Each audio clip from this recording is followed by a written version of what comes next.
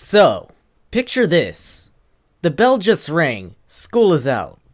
You quickly run home as fast as you can, ignoring anything and everything in your way. You reach home, drop everything, and turn on the family computer. After waiting years for the damn thing to finally boot up, you open the browser, type in the URL for your Flash game site, and click on this interesting looking game called Territory War. What are you greeted with?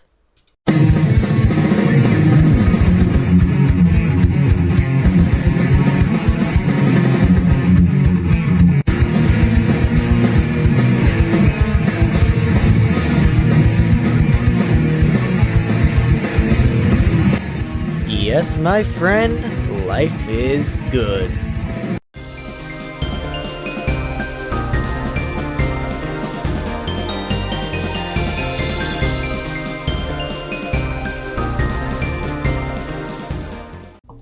Let's start from the beginning. For those of you who don't know, Territory War is a Flash game created in 2006 by Afro Ninja Productions. I have a lot of fond memories of this Flash game. If the intro already wasn't a dead giveaway, I mean obviously, come on now.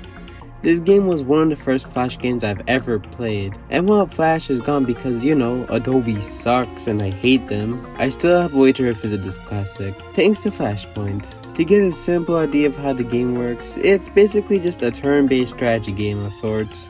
There are two teams, red and blue. Each player takes turns making a move, and they do so until one team has all their stick guys, just stickmen I guess, knocked out. To damage your opponents, you have a couple of methods to do so. After moving to your desired position, you can either throw a grenade, use a gun, or straight up just kick your opponent. I'll cover these weapons one by one, starting with the grenade. This bad boy is the weapon you'll be probably using the most out of all the weapons you have in your arsenal. But why? Well, it's largely due to the fact that this weapon is just really good for long range, which is useful for the first few turns of the game, where you tend to be far away from your opponent. Like, really far away. Just do not use it in close range, obviously, unless you want to blow yourself off the map. But you could blow your opponent off the map too, so I mean, if you're an absolute madman, go ahead, I guess. The most optimal way to use this weapon would be to get the grenade on your opponent to take half their health off, or to use it to send them flying off the map from a long range, or whatever you find optimal. Then next you have the gun. Well, more of a shotgun, but the game just calls it a gun, so... This baby is a weapon you'll find yourself using in close or mid-range, but mostly close range. If you manage to hit your opponent, you'll take a good bit of their health. But if you manage to hit their head, you can take half their health off. You also get this cool graphic when they're below 50 HP, so nice. And then the last weapon, the boot. This funny guy is the weapon you'll be probably using the least. Not because it's bad, but it's only because it's really situational. Like, it's only useful in like one situation, and that's a close range situation, like 1 meter away close.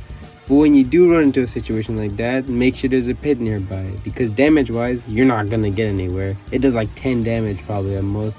But if you do manage to get the right power, you'll end up kicking your opponent off the map, making the enemy team that one person. Or you could be me and just miss aim and kick your opponent too far or too close. Whoops.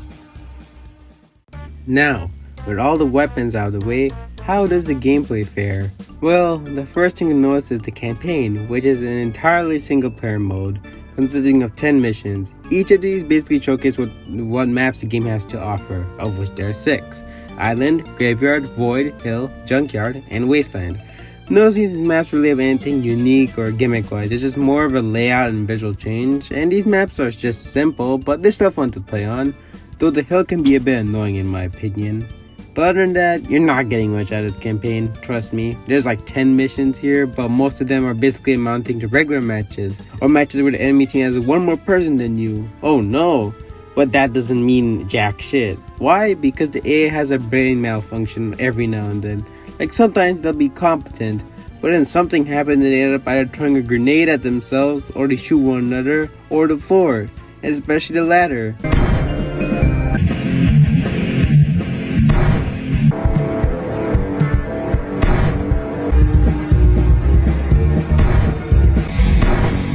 Like, I know it's a bot, but you ever wonder what's going on inside their minds?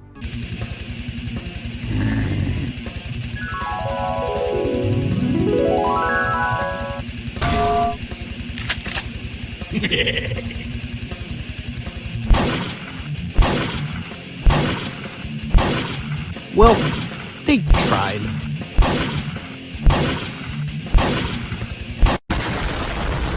Once you do beat the campaign, the only thing really left to do single player wise would be the challenges. I didn't record any footage, but simple challenges that reward you with extra hats for the multiplayer mode. Speaking of multiplayer, the 2-player mode. This was the main draw of the game to me back in the day. Playing the campaign has a purpose because it unlocks all the maps for this mode, which is really nice to have. So with the power of Parsec, I managed to drag my friend to playing with me. The result? Wait, no, what are you doing? I'm gonna fuck your shit. Whoa! Wait, you can go that... What? It's really fun. As I said earlier, while the game is simple and easy in the campaign mode, it's a lot more fun with an action person, seeing as they won't be shooting the wall, and you actually have to strategize. Not to mention that it's good simple fun. Who doesn't love that? Obviously, it's not a masterpiece. I did run into a few bugs while playing. It's funny how when you're playing with an actual human being, this Oh! The game's not responding. Oh no. I crashed the game! You crashed the game, damn you. Oh my god. But that's a charm of these old Flash games, I suppose.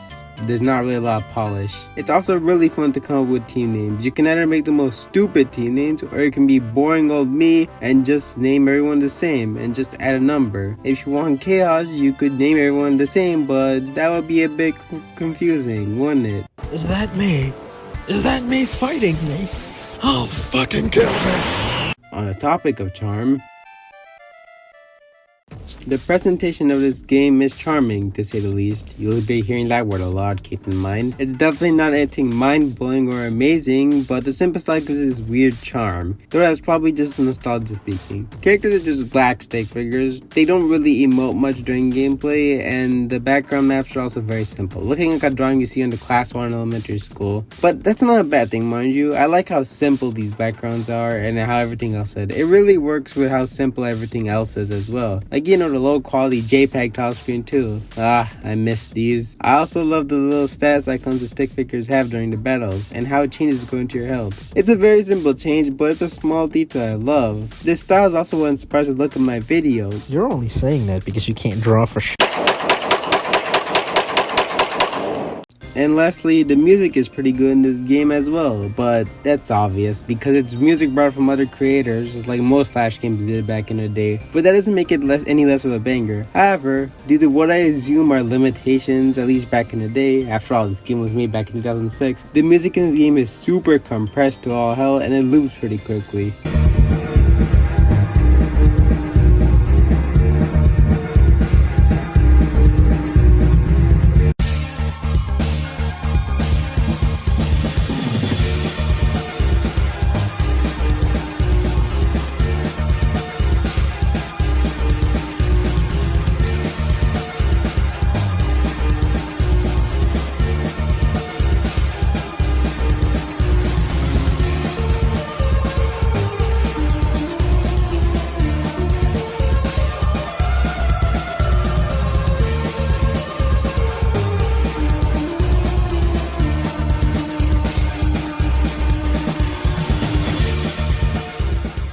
But either way, it's still a jam to listen to while battling out, you know?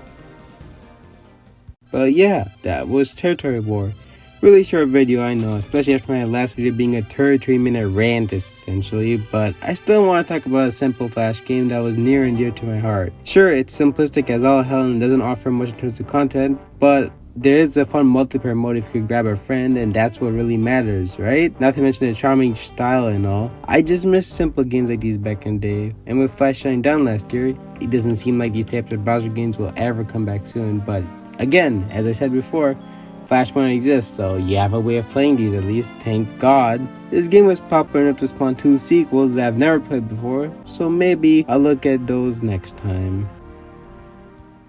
In the end, playing this game made me realize that I am pretty good at strategy games after all. But you lost 2-1.